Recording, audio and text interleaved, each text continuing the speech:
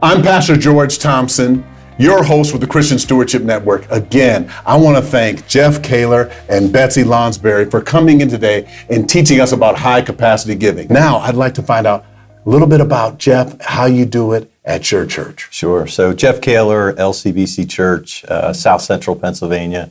We've got 11 campuses, about 17,000 on a weekend. And this particular topic, as far as engaging high capacity donors and givers, we really started our program about 2 or 3 years ago and was a new position at the church. So myself coming on board, senior pastor had reached out to me about 3 or 4 years ago. And I had some experience and background with this in the nonprofit space, but really started talking to me about this particular position. And, you know, we'd like to do it from a ministry discipleship standpoint and not just kind of what some churches or universities even are doing from kind of a fundraising role. And engaging what we call our giving leaders actually at LCBC. And so long story short, came on board 2 or 3 years ago, and much like Betsy, we believe in kind of a one-to-one relationship approach. It's got to be sincere.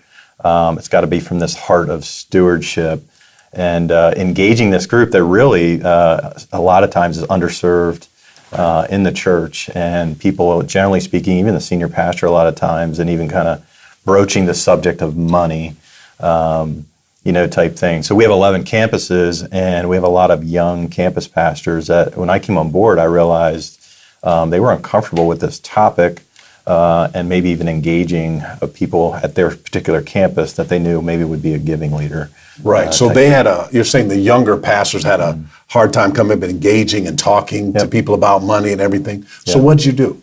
Yeah, so some of them were just kind of uncomfortable with this. Others, maybe their life experiences had led them to a place where they were like, generally comfortable, but it was still new and something we were trying. And so what we did was just acknowledge that, and we did a couple things. One of the things we did was just, I spent some time with them and just getting to know them and kind of their story and just kind of modeling for them, and was inviting some of them to, if I was maybe catching a round of golf with one of our giving leaders, say, hey, why don't you come along? Right. Would love for you to meet them. You're one of our leaders at another campus, maybe that they helped fund, right. At some point, and just kind of, model the day with them on how to do that, and vice versa. Right. Just discipleship. Saying, hey, discipleship. Yeah. So one time you were doing talking, then you say, hey, sometime, hey, you lead. Then after a while, you watch them and everything. Absolutely. Just that I'm available to you. So you want to invite me in or something like that, or invite me to a lunch or a round of golf or something. Happy to do that and kind of, take that journey with them, so to speak. All right, Jeff, I'm putting my pastor hat on now. Putting my pastor hat on now.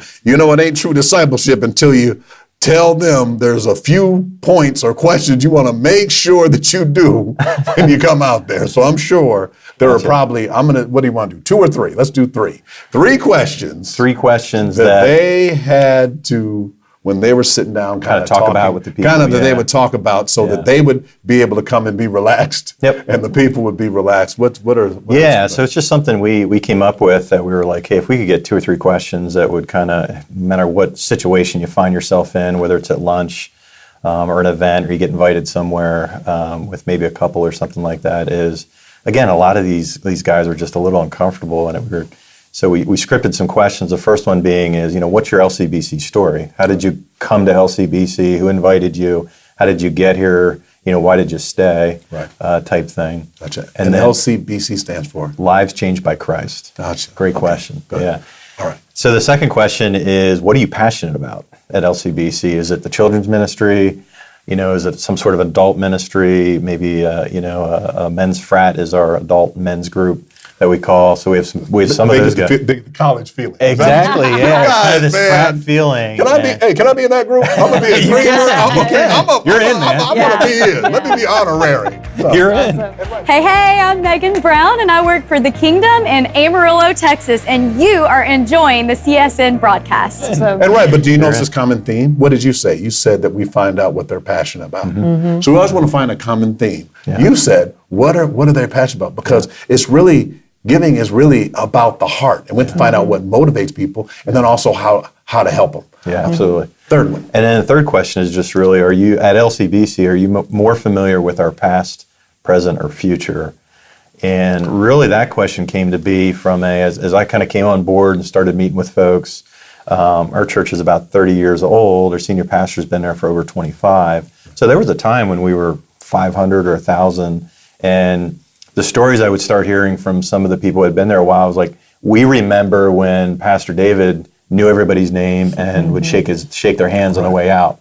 Yes. You can't do that anymore. If a church of 17,000, on a weekend, 11 campuses. He has, that's a part where you have to almost let people learn to relax. Because at our church, I greet people afterwards because I said, because our pastor's been there over 30 years as well. Yeah. And he does several services and want them to go sit down. And you want to start having is that people start looking at it longer term. Mm-hmm. But back to your point, so it was the past and then present, or the future. All right. And what's some of the things that people would say about the present and the future? Because that's what motivates them. Yeah. You know, some people want to, just financially in general, save for the future because they're running towards something. Yeah. Then there's people that don't want to, I've been broke before, been in a tight situation, I don't want to go backwards. So the reason why you ask that question is? So you're naturally going to learn more about them and kind of process the way, some of the things they're thinking about. But so I'll give you an example. A couple of the guys I was meeting with were talking about, they were asking me a lot of questions about, I don't know what we do in the community anymore. I know we just launched a campus, 2 hours away. Right. I'm really curious, what are we doing in the community? Because I'm not hearing that at the campus I'm going to, which I've attended for a long time, and I kind of know what we're doing. But they were really community focused. That was part of what they liked about LCBC, and that we were active in the community. But they were getting concerned about, are we doing that anymore? I don't hear much of that anymore. I hear about us launching campuses, but I don't hear about this. So that, for me and that campus pastor, it was a quick, we're doing a ton of stuff. We just need to let them know and maybe, shoot them an email occasionally or something, or we're having lunch saying, hey, did you know at this campus, we just had this community outreach, and that's the type of stuff that fires them up, and then they kind of feel like, this is a place God's calling me to because it's matching my passions and skill sets and different things. Good. Yeah. How do you get the message out? I'm going to ask both of you, but I'll start with Jeff. Yeah. How do you get the message out about what people are doing, or about what the church is doing? Like what you just said, when something is built, how do you get it out, or and different things other than the annual meeting that is not attended by everybody? How many people attend your church on a weekend? About 27,000. Right. Okay. Do they all come to the annual meeting at the We don't even try to have an annual meeting. Right. So how do you get the word out? Sure. Great. So there's always the stage. There's always the weekend, and we'll take some time from time to time and kind of do. Our senior pastor David calls it a kind of family meeting or business meeting. And we need to have a business meeting this weekend, so we'll talk a little bit about where we're going, what we're doing, and why. Yes. But we're also leveraging, the digital space from a social media, emails, videos. So we recently came out of a campaign launch a few years ago.